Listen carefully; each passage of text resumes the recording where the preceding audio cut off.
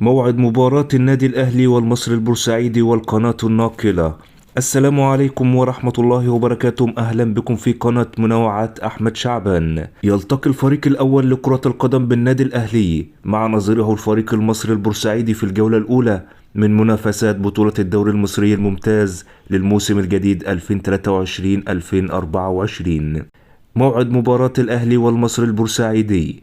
تقام المباراة الأهلي والمصري البورسعيدي في تمام الساعة 7 مساء بعد غد الثلاثاء على ملعب برج العرب ضمن منافسات الجولة الأولى من بطولة الدوري المصري الممتاز للموسم الجديد 2023-2024. القناة الناقلة لمباراة الأهلي والمصري البورسعيدي.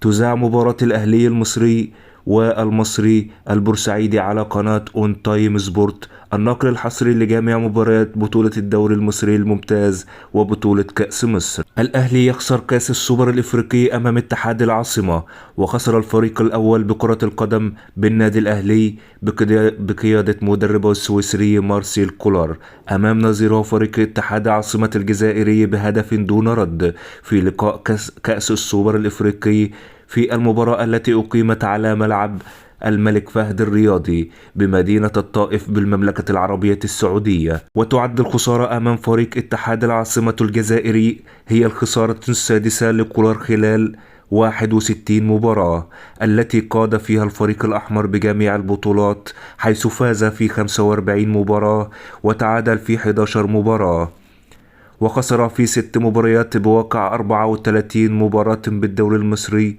الممتاز و14 مباراة ببطولة دوري أبطال إفريقيا ومباراتين في كأس السوبر المحلي، و6 مباريات في بطولة كأس مصر و4 مباريات في بطولة كأس العالم ومباراة واحدة في كأس السوبر الإفريقي. شكرا لكم على المشاهدة، نتمنى الاشتراك في القناة والإعجاب للفيديو، والسلام عليكم ورحمة الله وبركاته.